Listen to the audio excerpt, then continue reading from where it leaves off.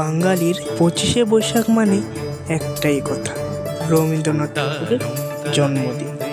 রবীন্দ্রনাথ ছিলেন একাধারে বাঙালি কবি, ঔপন্যাসিক, সঙ্গীত শ্রেষ্ঠা, নাট্যকার, চিত্রকার, ছোট গল্পকার, অভিনেতা, কণ্ঠশিল্পী ও দার্শনিক।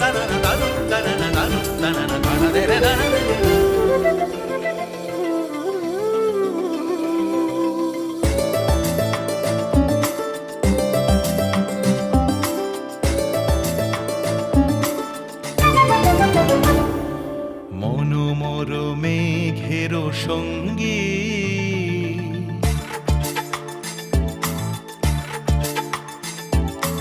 মনোমর মেঘের সঙ্গী উড়ে চলে দিক দিগন্তের পানে, নিঃসীম শূন্যে শ্রাবণ বর্ষণ সঙ্গীতে